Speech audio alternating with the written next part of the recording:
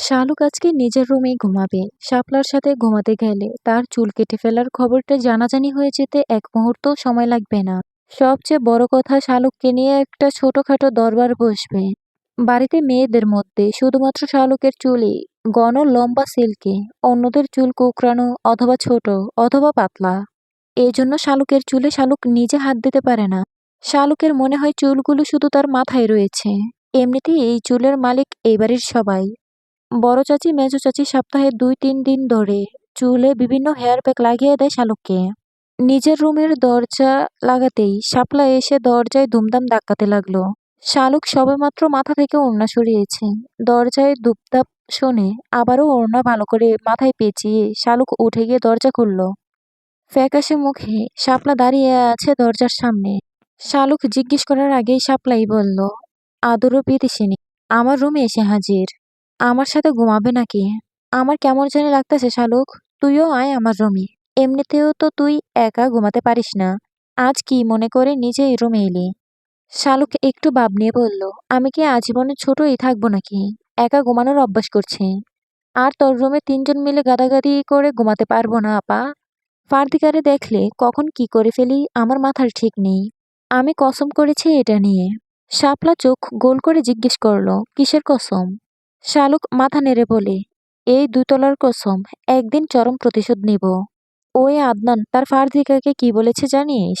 আমার নাকি ঘুমের ঘরে হাঁটার অভ্যাস আছে, মানুষের গলা টিপে ধরার অভ্যাস। তাই আমার সাথে যাতে না ঘুমায়। তখনই আমি কসম করেছি, যদি না করি তবে এই ২ তলা ভূমিকম্পে ভেঙে খান খান হয়ে যাবে। আদনান্য আর ওর পীড়িতের ফার্দিকাকে নিয়ে। শাপলা বোনের দিকে কিছুক্ষণ তাকিয়ে থেকে বলল, তুই থাকবি কোথায় তখন? শালুক ফিক করে হেসে বলল, আমাকে এত বোকা ভেবেছিস আপা? আমি কি সেটা না ভেবেই কসম করেছি নাকি? আমি ছাদে আমার চিলেকোঠায় ঘরে থাকবো, ভেঙে গেলে ২ তলা যাবে। ওটা তো ভাঙবে না, ওটার কসম তো করিনি।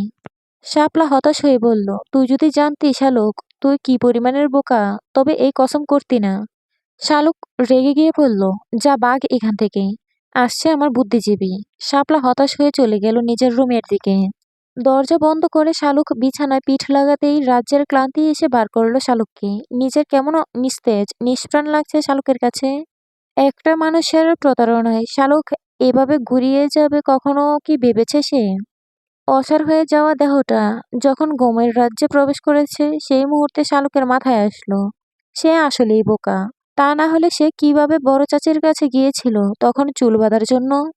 কেউ যাতে ওর চুল কেটে ফেলার ব্যাপারটা ধরতে না পারে তার জন্য ঘুমটা দিয়ে রাখছে সকাল থেকে। একা ঘুমাতে ভয় পাওয়ার পরেও নিজের রুমে একা ঘুমাতে এসেছে, অথচ সে কিনা এক মুহূর্তের জন্য ভুলেই গেছে মাথার চুলের কথা। নিজেকে নিজে জিজ্ঞেস করলো শালুক, কবে তোর মাথায় বুদ্ধি হবে শালুক? জবাব এলো না। ঘুমাতে গিয়ে শালুকের হঠাৎ করেই মনে হলো জানালার ওপাশে কে যেন দাঁড়িয়ে আছে। আর চোখে শালুক সেদিকে তাকাতেই যেন কিছু একটা সরে গেল। ভয়ে আতঙ্কে জমে গেল শালুক। একা ঘুমাতে গেলেই শালুকের এরকম হয়। সবসময় মনে হয় কেউ একজন আছে, তাকে আড়াল থেকে দেখছে। হঠাৎ করে শালুক যেন নিঃশ্বাস ফেলার শব্দ পেল বিছানার নিচ থেকে। পায়ের কাছ থেকে কাঁথা টেনে নিয়ে কাঁথা মুড়ি দিয়ে শুয়ে পড়ল শালুক। মনে মনে একদমে আয়াতুল কুরসি পড়ে যাচ্ছে। ঝুম বৃষ্টি নিয়ে সকাল শুরু হলো। জানালার গ্লাসের বৃষ্টির ঝাপটা এসে বারবার আঘাত হানছে। শালুক চোখ খুলে তাকিয়ে দেখে চারদিক কেমন অন্ধকার হয়ে আছে। হতভম্ব হয়ে গেল শালুক। এক ঘুমে সে এক রাত একদিন কাটিয়ে ফেলেছে। এমন ঘুমিয়েছে যে সন্ধ্যা নেমে গেছে, অথচ শালুক টেরই পায়নি। অবাক হলো শালুক আবার কিছুটা। কেউ তাকে ডাকলো না কেন? বিশেষ করে ধ্রুব ভাই বাড়িতে আসার সাথে সাথেই তো মা গলাটাকে একটা ছোটখাটো হ্যান্ড মাইকের রূপ দিয়ে সবার কান ফাটিয়ে ডাকাডাকি শুরু করে। যেন ধ্রুব কোনো দেশের প্রাইম মিনিস্টার, তাকে দেখতে যেতেই হবে সবার। আজ এরকম করলো না কেন তবে মা? নাকি তাও শালুকের কানে যায়নি? ব্রাশ করে ফ্রেশ হয়ে শালুক পা টিপে টিপে বের হলো রুম থেকে। তারপর শাপলার রুমে গিয়ে বলল, আপা আমাকে কেউ ডাকেনি কেন? সন্ধ্যা হয়ে গেছে অথচ কেউ একবার ডাকলো না। আমি যদি মরে যেতাম তবে কেউ জানতিও না তোরা। শাপলা বিরক্ত হয়ে বলল, কানের কাছ থেকে যা তো শালুক, গাধার মতো কথা বলছিস। এমনিতেই রাতভর ওই আশার আর আদনানের ভাইয়ের কাহিনী শুনতে শুনতে কান ব্যথা হয়ে গেছে। ঘুমাতে পারিনি সারা রাত ধরে। এখন ঘুমাতে দে। কষ্ট করে একবার গিয়ে দেখ ধ্রুব ভাই আসার কত দূর। স্টেশনে কে গেছে তাকে আনতে। শালুক চমকালো, ধ্রুব ভাই এখনো আসেনি? তার মানে এখনো সন্ধ্যা হয়নি। আর সে কিনা ভয় পেয়েছে এই ভেবে যে সন্ধ্যা হয়ে গেছে। আনন্দিত হয়ে শালুক নিচে নেমে এলো। হাসনা রান্নাঘরে সবার জন্য নাস্তা বানানো হচ্ছে। বড় চাচি আর মেজো চাচি রুটি বানাচ্ছেন, ফুপু রুটি সেঁকছে। শালুকের মা চুলায় আলু গাজর পেঁপে দিয়ে ভাজি করছে। মতির মা মাছ করছেন। শালুক নাক ছিটকাল। এইসব হাজিবাজি বাজিবুজি খেতে শালুকের একেবারে বিরক্ত লাগে। মেজো চাচা চোরের মতো মুখ করে বসে আছে সোফায়। শালুকের ভীষণ মায়া হলো চাচার জন্য। এই লোকটা কত বছর ধরে ছেলের মুখে বাবা ডাক শুনে না। বাবা ছেলের মুখোমুখি হন না, একসাথে বসে খান না। শালুককে দেখে সেলিম সাহেব জিজ্ঞেস করলেন, স্কুলে যাবি কখন? শালুক আকাশ থেকে পড়েছে যেন স্কুলের কথা শুনে বিস্মিত হয়ে বলল, এই ঝড় বৃষ্টির মধ্যে তুমি আমাকে স্কুলে যেতে বললো চাচা? সামান্য লেখাপড়ার জন্য তো। আর আমি আমার জীবন রিস্কে ফেলতে পারি না, তাই না? বেঁচে থাকার অধিকার আমারও আছে। আদনান চায়ের কাপ নিয়ে আস্তে আস্তে বলল, সেই সাথে পরীক্ষায় গোল্লা মারার অধিকারও শালুকের আছে। শালুকের ভীষণ বিরক্ত লাগলো। মনে মনে বলল, ফারদিকার সামনে স্মার্ট হতে চাচ্ছ, সে আমি ভালো করেই বুঝি। একদিন সবকিছুর শোধ নেব। শুধু তোমার প্রতি একটা ভালোবাসা ভালোবাসা ব্যাপার আছে বলে চুপ করে থাকি। বাইরে রিকশার টুংটাং শব্দ হতেই সেলিম সাহেবও উঠে দাঁড়িয়ে গেলেন। তারপর ব্যস্ত হয়ে ওপরে চলে গেলেন। হাসনা বেগম চিৎকার করে বলতে লাগলেন, আমার ধ্রুব বাবা আসছে রে, তোরা সব কোথায় গেলি? পাতলা একটা সাদা টি শার্ট পরনে, ব্ল্যাক ট্রাউজার পরে ধ্রুব তখন আধ ভেজা হয়ে হাসনা বেগমের শাড়ির আঁচলে চুলমুচ্ছে। সবাইকে সালাম দিয়ে এগিয়ে গেল আদনানের দিকে। তারপর দুই ভাই কোলাকুলি করলো। আদনান আশার দিকে তাকিয়ে বলল, তোর হবু ভাবি আশা। আর আশা, এ তোমার বড় দেবর ধ্রুব। আশা বিড়বিড় করে বলল, হ্যান্ডসাম। শাপলা ততক্ষণে সেজে গুজে হাজির হয়ে গেল নিচে। ধ্রুবর পাশে দাঁড়িয়ে বলল, কেমন আছো ধ্রুব ভাই? ধ্রুব মুচকি হেসে বলল, ভালো আছি। তোরা সব কেমন আছিস? শাপলা গাল ফুলিয়ে বলল, এতদিনে মনে পড়লো? কিছু না বলে ধ্রুব হাসল। শালুক গোমটা টেনে দিয়ে বসে রইল শক্ত হয়ে।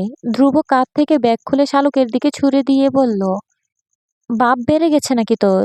সবাই আমার সাথে কথা বলছে আর তুই ভাব নিয়ে বসে আছিস এখানে। আমার ব্যাগটা রুমে নিয়ে রেখে আয়।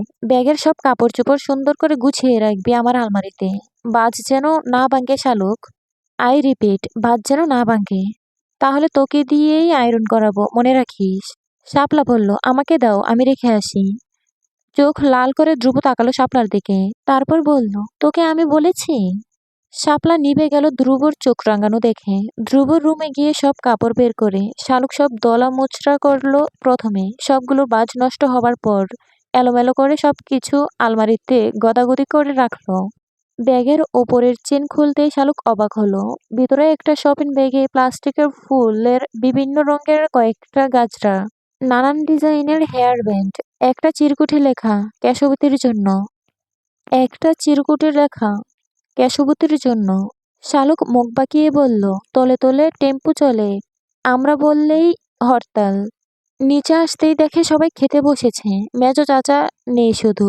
শালুক আসতেই ধ্রুব বলল, তোর চাচাকে বল খেয়ে যেতে, আমি পরে ছোট চাচির সাথে খাবো। উনি আর ওনার স্ত্রী যেন খেয়ে আমার সামনে থেকে বিদায় হয়। শালুকের বড় চাচা আমজাদ সাহেব বললেন, ধ্রুব বাবা, এখনো এসব ধরে বসে থেকে কি লাভ? শুধু শুধু বাবা ছেলের মধ্যে। আজাদ সাহেব কথা শেষ করতে পারলেন না। ধ্রুব কঠোর স্বরে বললেন, এই ব্যাপারে আমি কারোর থেকে কোনো সুপারিশ শুনতে চাই না। আজাদ সাহেব থেমে গেলেন। শালুকের বাবা ফয়েজ আহমেদ একটা নিঃশ্বাস ফেলে খাওয়ার মনোযোগ দিলেন। ধ্রুব গিয়ে দাদার রুমে বসে রইল। নাস্তা শেষ করে ধ্রুবর দাদা রশিদ সাহেব নাতির পাশে এসে বসলেন। এরপর নরম স্বরে বললেন, আমাকে মাফ করে দিস দাদা ভাই। আমার জন্যই তোর শৈশব কৈশোর সবকিছু এলোমেলো হয়ে গেছে। আমার জন্যই তুই বাবা মাহারা হলি। ধ্রুব হেসে বলল, তোমার কোনো দোষ নেই দাদা। এইসব ভেবে তুমি আপসেট হইও না। দাদার রুম থেকে বের হয়ে ধ্রুব ছাদের দিকে গেল। ছাদের নিচের রুমে ঢুকে বেশ বড়সড় একটা ধাক্কা খেল ধ্রুব। দেয়ালে দীপালি নামক মহিলার একটা ছবি ঝুলছে। মুহূর্তেই ধ্রুব ক্রোধান্বিত হয়ে গেল। ছবিটি নামিয়ে সোজা নিচতলায় গেল। সবাই তখনও ডাইনিং টেবিলে বসে খাচ্ছে। আচমকা ধ্রুব ছবিটি আছড়ে ফেলল ফ্লোরে। মুহূর্তের মধ্যে শত খণ্ড বিখণ্ড হয়ে গেল ফ্রেমের সব কাজ। কয়েকটা কাজ কুড়িয়ে নিয়ে ধ্রুব আবারও ভাঙল। ফলস্বরূপ নিচের 2 হাত কেটে গেল কিছুটা। চিৎকার করে ধ্রুব বলল, এই কাজ কে করেছে? আমার অপছন্দ জেনেও এই কাজ আবারও করেছে ছোট চাচি? এই ছবি আমার ঘরে কেন লাগানো হলো? হাসনা নিজেও জানে না কে লাগিয়েছে, কিন্তু ধ্রুবকে এভাবে রাখতে দেখে বললেন, বাবা মাথা গরম করিস না।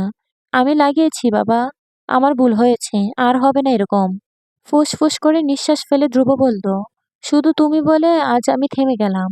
এই কাজ আর করো না চাচি, নয়তো ধ্রুবকে চিরতরে হারিয়ে ফেলবে। এখন তো তুমি আছো বলে তোমার টানে ফিরে আসি, এরপর আমাকে আর খুঁজে পাবে না। তারপর হনহনিয়ে দোতলায় নিজের রুমে চলে গেল ধ্রুব। রান্নাঘরে দাঁড়িয়ে ফরিদা থরথর করে কাঁপছে। হাসনা তার দিকে তাকাতেই ফরিদা বলল, আমার ভুল হয়ে গেছে আপা। ধ্রুবর বাবার মাঝরাতে ঘুম থেকে উঠে এই ছবির দিকে তাকিয়ে থাকে। বউ হয়ে আমি কিভাবে সহ্য করি বলেন, যে আমার স্বামী তার প্রথম স্ত্রীর ছবি এভাবে লুকিয়ে লুকিয়ে দেখে। তাই ছবিটি ধ্রুবর ছাদের ঘরে লাগিয়ে রেখেছি। ভেবেছি মায়ের ছবি দেখলে ধ্রুবর রাগ একটু হলেও কমবে। এখন দেখছি আমি ভুলছিলাম। হাসনা কঠোর স্বরে বলল, এরকম কাজ আর কখনো করো না আপা। আমাকে জিজ্ঞেস না করে আর কখনো এসব কাজ করবে না। শালুকের ভীষণ মায়া হলো ধ্রুব ভাইয়ের জন্য। একটা মানুষ মনের ভেতর কত যন্ত্রণা লুকিয়ে রাখে তা আমরা বাইরে থেকে কি একটু বুঝতে পারি? মা নেই, বাবা থেকেও নেই। একা জীবন যে কাটায় তার কষ্টের গভীরতা কে মাপতে পারে? হাসনা শালুককে ডেকে বলল, ধ্রুবর ঘরে ওর নাস্তা দিয়ে আয় শালুক।